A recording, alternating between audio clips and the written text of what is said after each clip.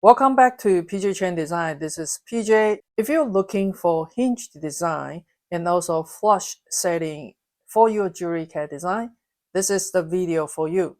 I'm going to talk about how the hinge placement in this honeycomb structure bracelet and also the flush setting in detail. Are you ready? Let's get started.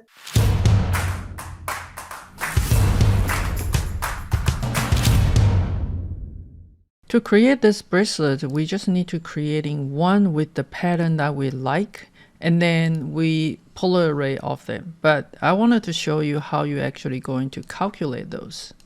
So that's starting from the scratch. A bracelet, it's approximately 60 millimeter in diameter. So I'm going to draw a circle and set it up the diameter for 60, hit enter, and that is the area that we are going to work with. All right. And then for the honeycomb and with the flush setting, then you want to bring the stone first. On my front view, I have a stone is about 1.5 millimeter ish, and it really depends on the stone that you like. But I'm going to creating a polygon by using the polygon command, snapping into the 0.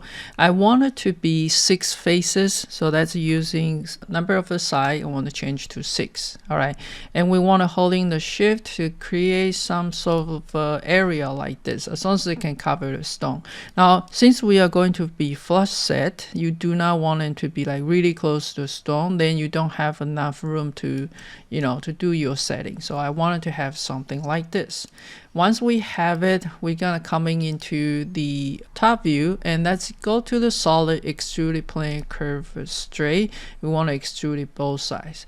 We want to make sure that we can cover the stone right there, and I simply just wanted to make sure the stone is actually stick just flush table to the surface right there. Okay, so I'm going to move in this curve to over the top of the stone. Let me enlarge this one, and we want to extrude it here, and we're gonna extrude it one more time here, and intentionally to scale it down to fit the stone profile, and we want to extrude it one more time there, and then that will be our color. All right, so go ahead to join everybody there. So now we have the color. Oh, it is just a surface, so we need to use the cap command to close it. All right, with this color, I will actually have them go a bit smaller, so that way I have some room for the stone to sit in.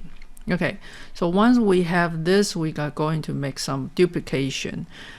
Before I do that, actually, I do like to have a bevel edge on them, so I'm going to use the bevel edge and to the distance for maybe just something small like 0.2, and let's take a look on how it look. All right, so look nice. It will, all the facet will have a good reflection. The jewelry will look really blink.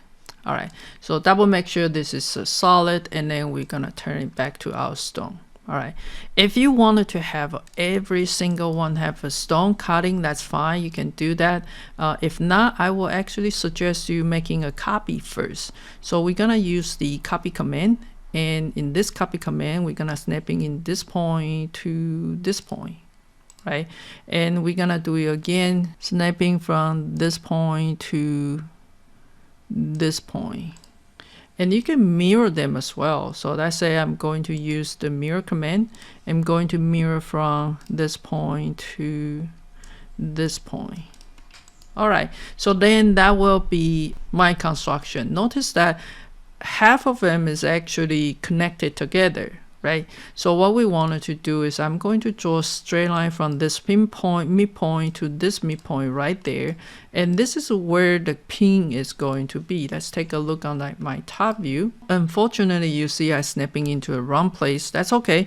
It's coming into projected to the C plane, and we want to delete the input at the front view, so now I will have them straighten. All right, we want to put a pin there, so let's go ahead to use the pipe command. So I want to pipe it for 0.65, and so then we'll get something like this. All right, and we can have this one a bit longer if we want to. All right, so ideally you need to have them, all of them is connected. So let's go ahead to making a copy of entire layer just in case we need to change something else, right?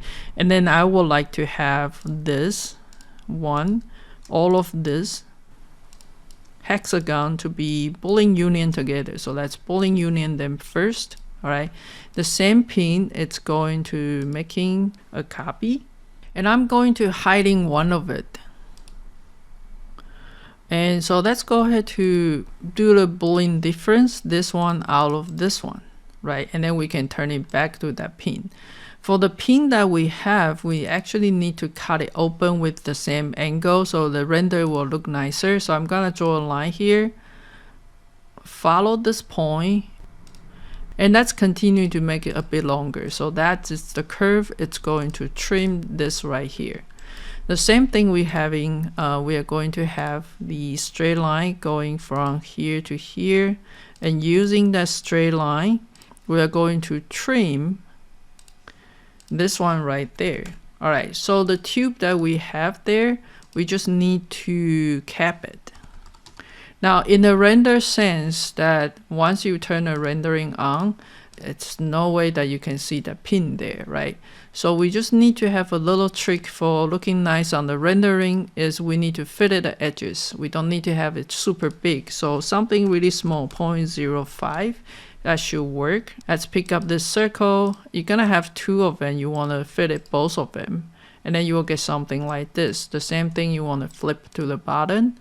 Pick up both of the edges, and then you want to fit it 0.05, right? So in this case, if you take a look on the render view, then you're able to see that where the pin is. All right, so now we have this. You can go ahead to cut the stone open like this one.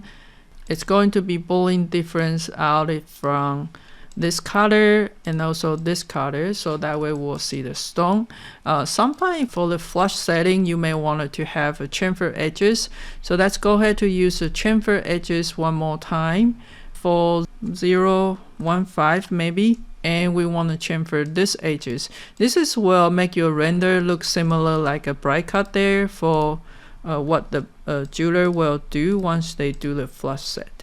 All right, so now we have something like this. Okay, the hard part is already been done. We just need to figure out how we're going to connect them together. So I'm going to moving everybody. Let's move it all the way right here. And I want to make sure that the pin is right there on my curve. So let's go ahead to delete this one and this one. All right, so let's give it a try. We are going to try it for polar array on everybody, and let's give it a try for snapping into the 0, and then we're gonna try for 40 of them, and this is not even touching. As you can see, it's not even touching, so we're gonna bump it up the number for 60. All right, ideally you want to have the pin going overlapping with this area, so we're gonna bump up for 70 here. All right, and maybe 72. Okay, that look nice. And then once you like it, you just hit enter, and then you will get something like this. Again, you can make a couple different patterns so it doesn't have all the stone lined up at once. Let's take a look on the render view, and that will be your honeycomb bracelet. There are many types of a stone setting you can achieve in the CAD design. It is accurate and precise, and it's going to shorten the time on the bench for you. If you'd like to know more about stone setting, I have a jewelry CAD design for stone setting course on my website. Check out the link at the description below, or go to my website at pjchendesign.com. Thank you for watching, and I'll see you next.